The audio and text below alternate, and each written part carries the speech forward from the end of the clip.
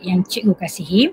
Okay, pada kali ini cikgu Hairizah binti Halidin daripada SK Lunas Jaya akan membincangkan tajuk Sains tahun 5, tema sains bahan. Okay, tajuknya ialah pengaratan bahan. Okay, pengaratan bahan di mana standard kandungan ialah 7.1. Kita akan belajar berkaitan pengaratan bahan. Okay. So apa yang murid-murid semua kena belajar hari ini? Okay, kita akan tengok standard pembelajaran 7.1.1 menyatakan ciri objek yang berkarat. Okay, so anak murid-murid semua, kita kena tengok apa dia ciri-ciri objek yang berkarat, okay, menyenaraikan. Kemudian 7.1.2 mengitlak bahawa objek yang diperbuat daripada besi boleh berkarat. Dan 7.1.3 mengeksperimen untuk menentukan faktor yang menyebabkan pengaratan. Tapi cikgu tak buat eksperimen lah, cikgu akan menerangkan sambil cuma nak menentukan, okay, melalui eksperimen ini nak menentukan faktor yang menyebabkan pengaratan. Okey. Kemudian 7.1.4 kita akan memerihalkan cara mencegah pengaratan. Okey, kita nak tahu macam mana pengaratan tersebut boleh dicegah.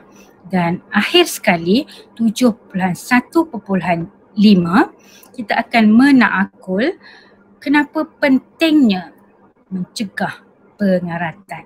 Okey, jom murid-murid sekalian kita tengok yang pertama terlebih dahulu. Okey, nampak tak gambar yang cikgu tunjuk kat sini? Gambar apa tu? Gambar pagar. Okey, gambar pagar. Jadi kita nak tengok melalui gambar pagar yang ada kat situ, apa dia ciri-ciri yang ciri-ciri pada pagar tersebut yang menunjukkan bahawa pagar itu berkarat. Tengok yang pertama. Yang pertama warnanya perang kemerahan. Okey. Tengok, perhati betul-betul, objek yang berkarat akan berwarna perang kemerahan. Okey, yang kedua, permukaan yang kasar. Okey, kalau kita tengok, perhatikan betul-betul dekat gambar tersebut, permukaan pagar tersebut kasar, tak licin ya. Bila dia berkarat, permukaannya menjadi kasar. Yang ketiga, rapuh. Okey, rapuh kat sini bukannya bermaksud pagar tu bila kita sentuh dia macam lerai, berlerai, tak. Rapuh kat sini maksudnya yang permukaan yang berkarat tersebut bila kita sentuh dia akan rapuh, berlerai lah nah. Okey, so ada 3 ciri objek yang berkarat. Ulang balik, cikgu ulang sekali lagi. Yang pertama, warna perang kemerahan. Yang kedua, permukaan yang kasar. Yang ketiga, rapuh. Okey, jadi semua murid dah ingat 3 ciri objek yang berkarat. Jom kita pergi seterusnya.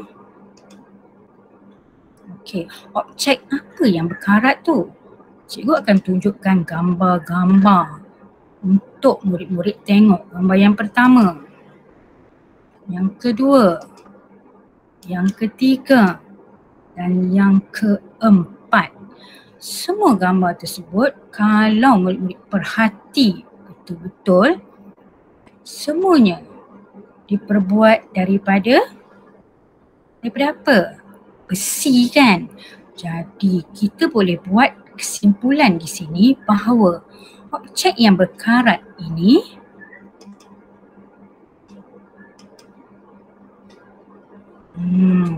Sekali lagi, objek yang diperbuat daripada besi. Jadi tengok contoh gambar yang cikgu bagi. Semua objek tersebut diperbuat daripada besi. Jadi kesimpulan yang murid-murid semua kena ingat, objek yang diperbuat daripada besi boleh berkarat. Besi bukan logam, besi. Kita tengok seterusnya. Jadi kita dah tahu sekali lagi objek besi yang berkarat. Jadi kita nak tahu apa yang menyebabkan objek yang diperbuat daripada besi tersebut berkarat. So kita akan menentukan faktor yang menyebabkan pengaratan. Macam cikgu kata tadi, cikgu tak buat eksperimen, tapi cikgu akan menyentuh sepintas lalu untuk nak menentukan apa dia faktor-faktor yang menyebabkan pengaratan. Jadi murid-murid semua boleh rujuk buku teks sains kamu muka surat 168 dan 169. Bila nak buat uji kaji, yang pertama sekali kamu kena tahu tujuan. Apa tujuan kamu nak buat? Tujuan dia nak menyiasat apa dia faktor-faktor yang menyebabkan berlakunya pengaratan. Jadi kita nak tahu apa dia faktor tersebut. Kemudian yang kedua, kita kena soal pada diri kita, bertanya, adakah air dan udara menyebabkan pengaratan? Bila kita menyoal diri dan kita nak mencari jawapan, jadi di situlah kita akan memulakan hipotesis kita. So kita pun akan buat satu hipotesis, di mana hipotesis ini kita buat sebelum uji kaji dijalankan. Apa hipotesis kita? Kita nak tentu adakah kehadiran air dan udara menyebabkan bulu besi berkarat. So kita punya hipotesis tersebut. Jadi bila kita dah bina hipotesis, sekarang ni murid-murid semua kita nak uji adakah hipotesis kita ini benar ataupun silap.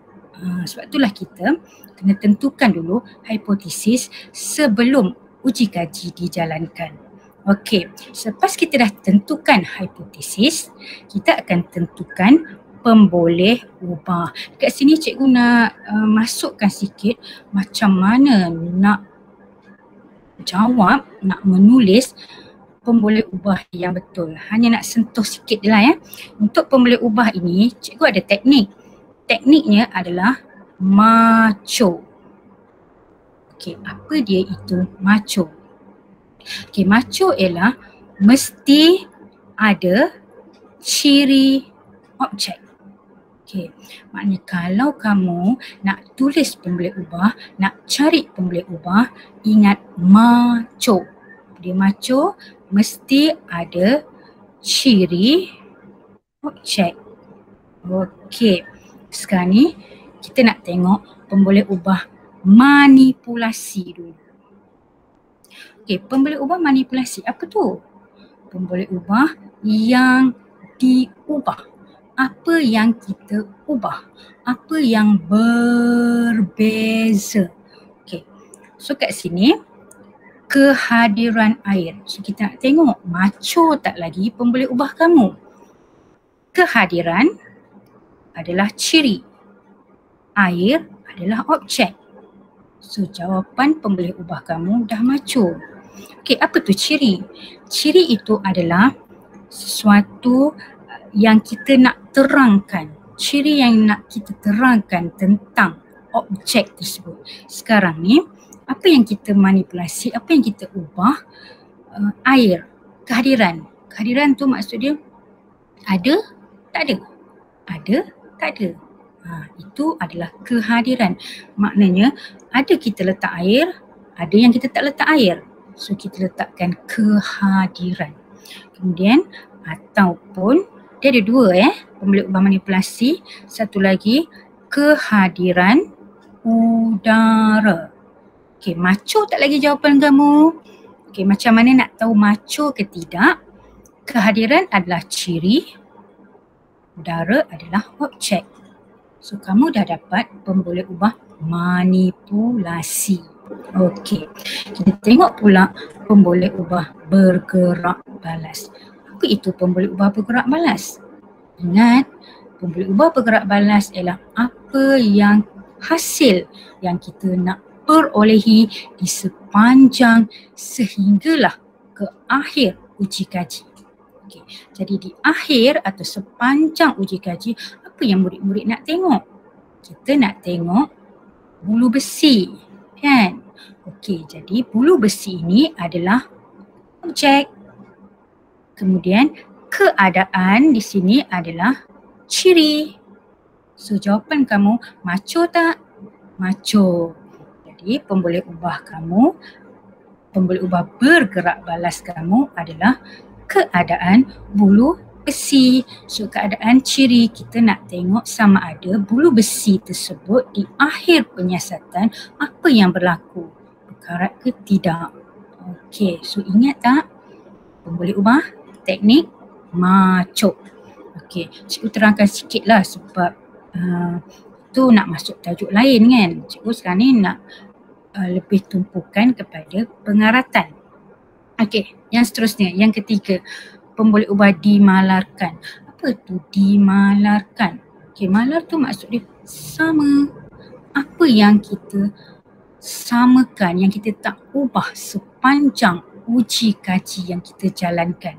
Okey, sekarang ni ingat maco, objek dia bulu besi. Cirinya kuantiti.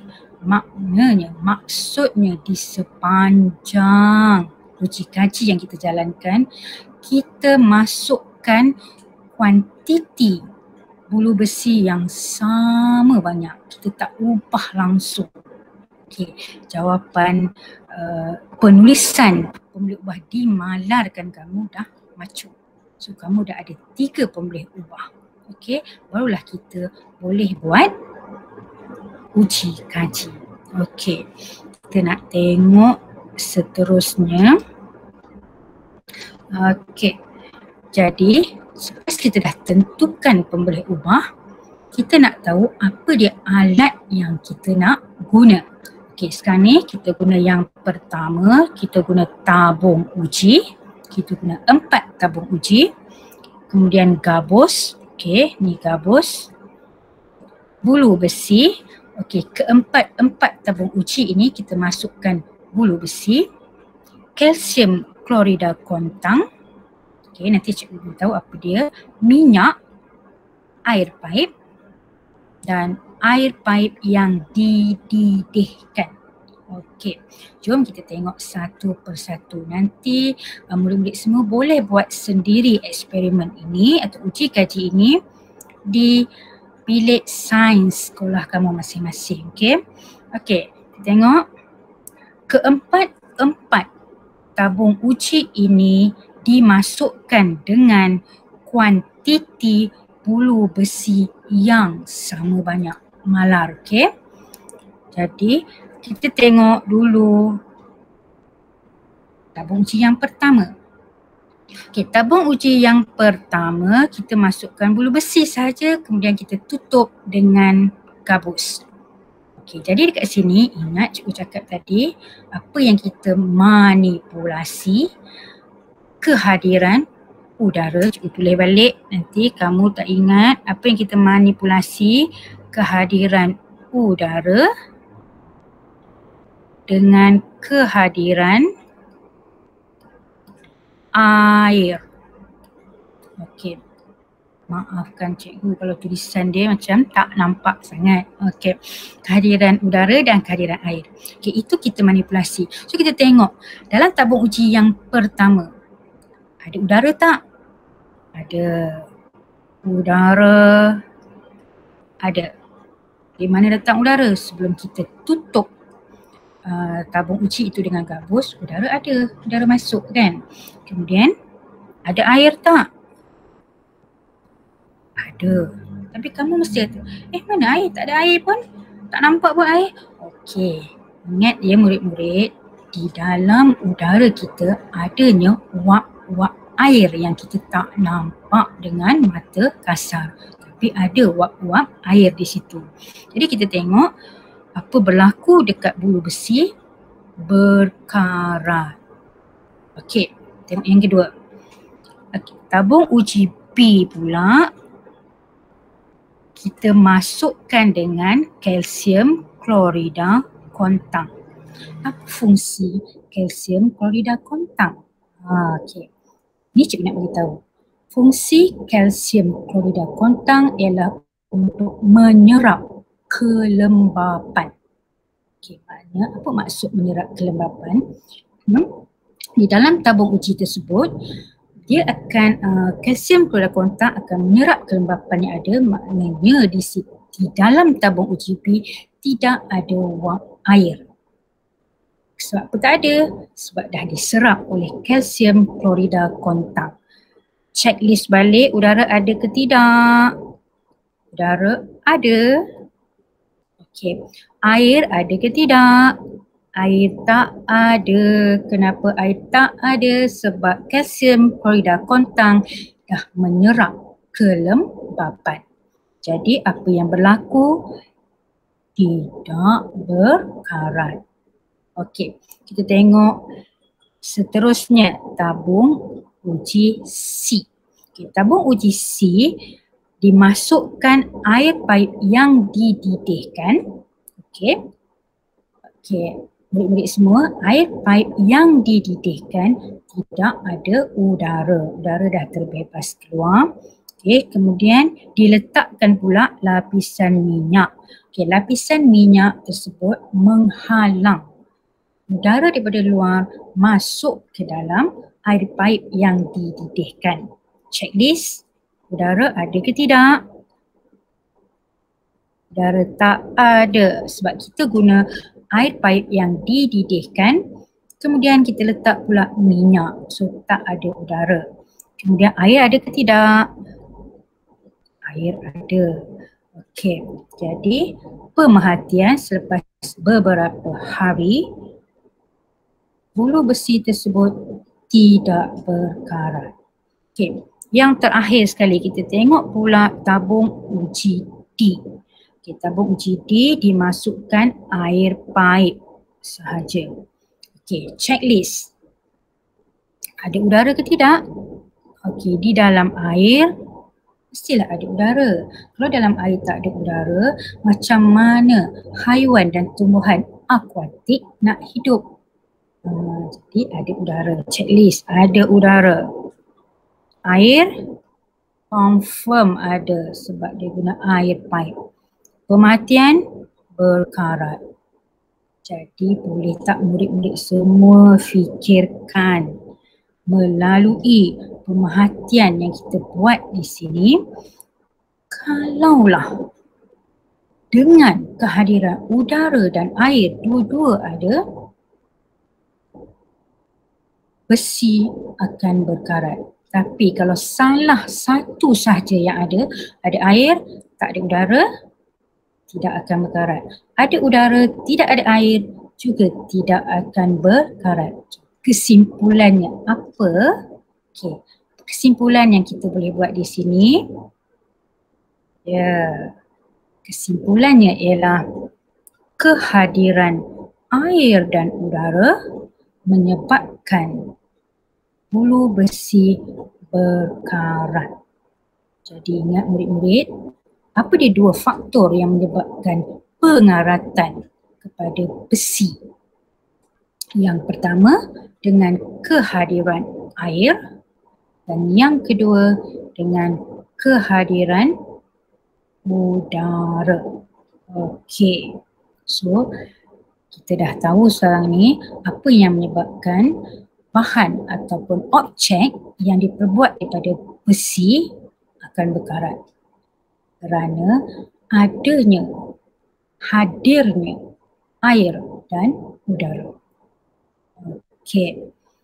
Jadi kita seterusnya dah tahu dah ni. Kita dah tahu dah ciri. Kita dah tahu dah objek apa yang berkarat. Dan kita dah tahu dah apa dia faktor yang menyebabkan besi tersebut berkarat. Sekarang ni murid-murid semua suka tak berkarat? Kita tak suka kan? Jadi kita nak macam mana seterusnya kita nak tahu macam mana cara nak mencegah pengaratan. Okey, cikgu nak bagi teknik nak senang ingat. Tengok dekat sebelah sini. Okey, cara mencegah pengaratan, ingat 4M. Okey, mencegah 4M. Sekali lagi cikgu ulang, apa dia murid-murid semua?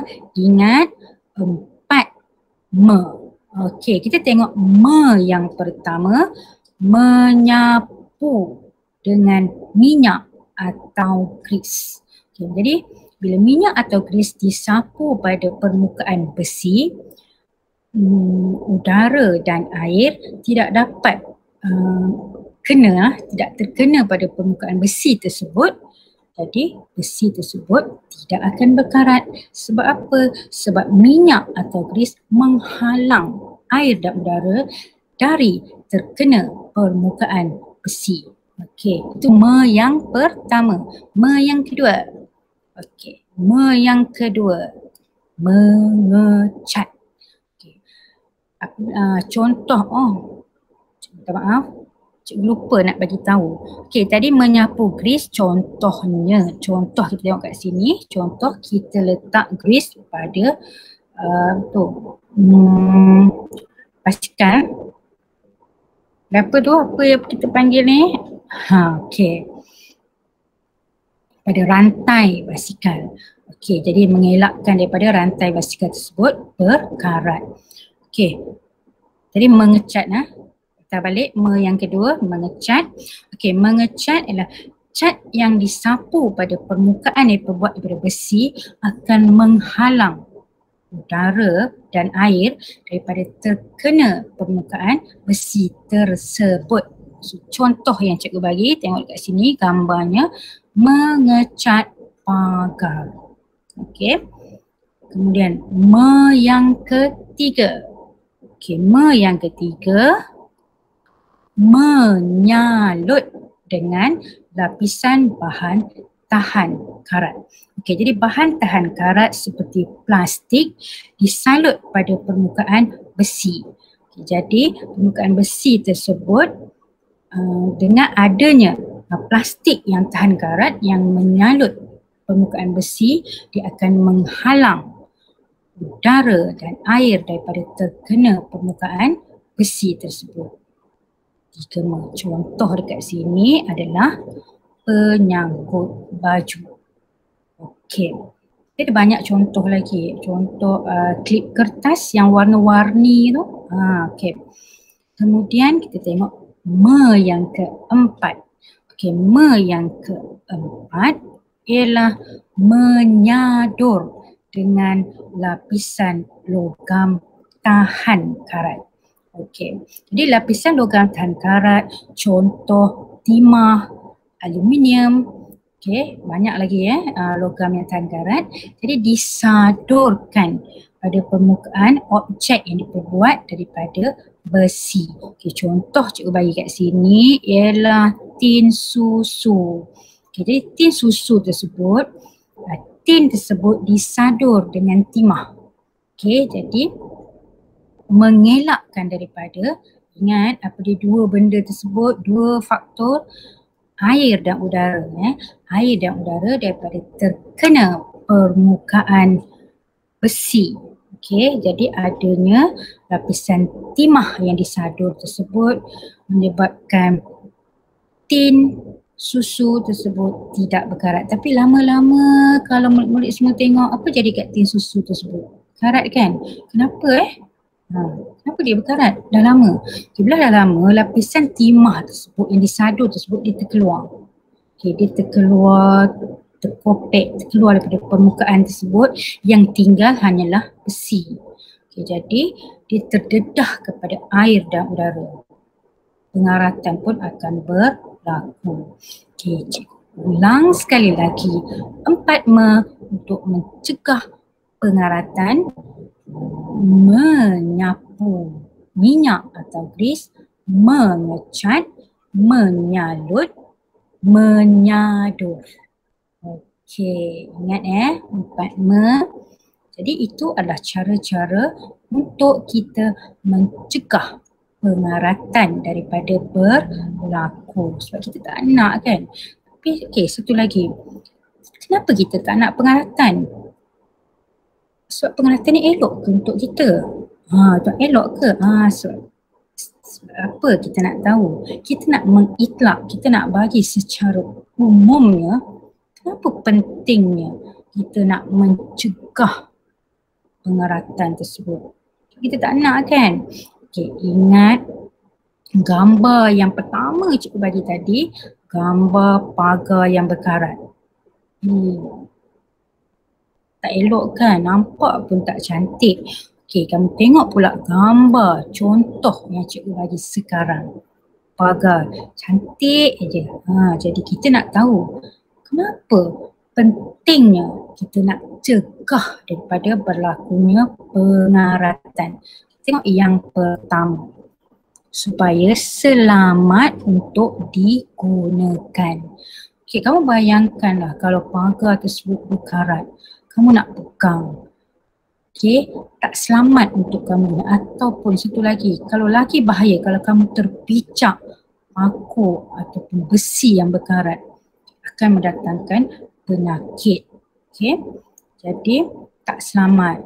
Pentingnya mencegah pengaratan supaya selamat digunakan. Okay, yang kedua, supaya tahan lama dan tidak mudah rosak. Sebab kita tahu objek yang berkarat cirinya rapuh, maknanya dia mudah rosak dan tak tahan lama. Jadi kita perlu mencegah pengaratan supaya objek-objek tersebut tahan lebih lama. Okey. Yang ketiga, menjimatkan kos penyelenggaraan. Okey, apa maksud tu? Okey, kamu bayangkan murid semua bayangkan kalau pagar tu kita tak cat, kita biar aja. Jadi apa akan berlaku? Sebulan selepas itu ataupun kadang awal lagi seminggu, pagar tersebut akan berkarat. Takkan kita nak tukar pagar lain? Dia akan meningkatkan kos. Jadi kamu kena buat lagi pagar yang baru. Kan dah rugi kan? Jadi sebab itulah kita kena cegah daripada berlakunya pengaratan sebab kita dapat menjimatkan kos. Okey, kos penyelenggaraan. Kemudian yang akhir sekali, mestilah kita nak objek ataupun apa sahaja yang diperbuat daripada besi tersebut kelihatan cantik. Contoh yang cikgu bagi kat situ ialah, contoh cikgu bagi ni ialah pagar. Kan nampak cantik tu. Okey. Jadi cikgu harap kamu ingatlah ingatlah. Jadi supaya kamu lebih ingat apa yang cikgu ajar tadi, cikgu nak tanya soalan. Okay. Perhatikan gambar yang cikgu bagi kat sini. Okey, apa kamu nampak kat situ? Apakah yang dapat kamu perhatikan pada objek-objek tersebut? Tengok apa yang kamu nampak. Objek-objek tersebut berkarat. Ya, betul. Objek-objek tersebut berkarat. Okey, soalan kedua. Nyatakan ciri. Tadi cikgu dah bagi tahu dah dekat murid-murid semua apa dia ciri-ciri objek yang berkarat. Tengok betul-betul apa ciri dia. Ada 3. Okey. Ya, warna perang kemerahan, permukaan yang kasar dan rapuh. Okey. Dan soalan yang terakhir, apakah faktor? Okey, ingat tadi uji kaji yang kita buat, faktor yang menyebabkan objek yang kamu nampak dekat gambar tersebut berkarat. Apa dia faktor tu? 2? Okey, ya betul. Kehadiran air dan udara menyebabkan objek-objek tersebut berkarat. Okey, cuba nak uji lagi lah. Cukup satu, nanti kamu tak faham. Tengok lagi soalan yang lain. Okey, tengok betul-betul dekat gambar terdapat 4 jenis rod. Kita ada rod besi, rod kaca, rod plastik dan rod kayu. Okey, soalan cikgu. Rod yang manakah yang akan berkarat dan tidak akan berkarat? Senang kan? Okey, apa jawapannya? Ya, rod besi akan berkarat, manakala rod kaca, rod plastik dan rod kayu tidak berkarat. Okey, berikan alasan kamu.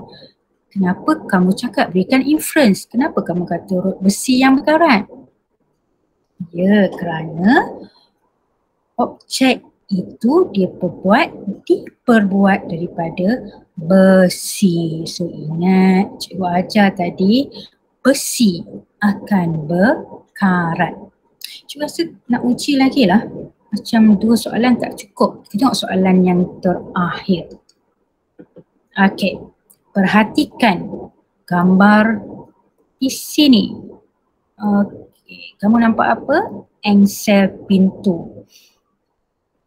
Soalan cikgu, cadangkan cara yang sesuai untuk mencegah pengaratan. Ingat 4M. So kalau engsel pintu 4M yang mana yang paling sesuai kita guna? Mana? Ya, kita cegah dengan menyapu minyak atau grease. Berikan sebab. Kenapa kamu cakap menyapu minyak atau grease dapat menghalang daripada berkarat? Okey, kerana minyak dan grease tersebut akan menghalang engsel pintu daripada terdedah kepada air dan udara. Ingat faktor pengaratan air dan udara. Okey. Jom kita imbas kembali apa yang murid-murid semua dah belajar pada hari ini. Yang pertama, okey, kamu dah belajar tentang ciri-ciri objek berkarat. 3 ciri objek berkarat. Yang kedua, kamu dah belajar objek yang diperbuat daripada besi boleh berkarat. Yang ketiga, kamu juga telah tahu apa dia faktor yang menyebabkan pengaratan. Ingat 2 faktor, iaitu dengan kehadiran air dan udara. Kemudian, kamu juga telah belajar tentang cara mencegah pengaratan. Ingat 4M. Okey. Dan akhir sekali, kamu juga telah belajar berkaitan tentang kenapa pentingnya kita nak cegah pengaratan daripada berlaku. Okey. Okey, jom sebelum cikgu nak akhir, kita nak santai sains sekejap. Kita nak buat larutan penyingkir karat. Okey, macam mana kita nak buat larutan ini? Kita sediakan air, sebesen air, kemudian masukkan 100 ml cuka dalam air tersebut, kemudian tambahkan dengan 3 sudu besar garam, dan akhir sekali tambahkan dengan 3 sudu besar soda bikarbonat. Campur ke dalam air tersebut, kita larutkan dan kemudian kita boleh sembur semburkan ataupun kita boleh masukkan objek yang kita nak buang karat dia tersebut. Okey, so kita rendam dan kita biarkan selepas beberapa ketika dan kita keluar dan kita akan gosok dengan berus besi, kita gosok. Okey, jadi dengannya larutan penyingkir karat ini, so karat dapat dibuang, disingkirkan. Jom cuba. Tak rugi kan kalau murid-murid semua nak cuba buat larutan penyingkir karat ini. Okey. Okey. Sebelum cikgu nak mengakhiri apa yang cikgu ajar hari ini, cikgu nak minta semua murid dan penonton yang cikgu kasihi, sila isikan maklum balas program di pautan yang diberi.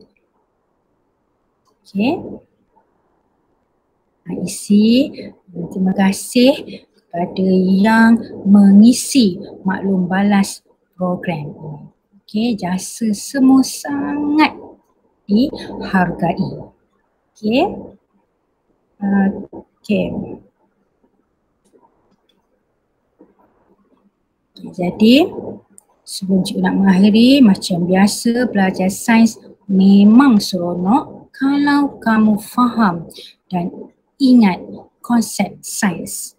Okey, jadi stop and think Satna bersama Cikgu Hairiza. Sebelum tu jangan lupa subscribe channel SSTP Kedah dan subscribe channel cikgu juga Okey, sekarang cikgu sudahi dengan wabillahi taufiq wal hidayah. Assalamualaikum warahmatullahi wabarakatuh.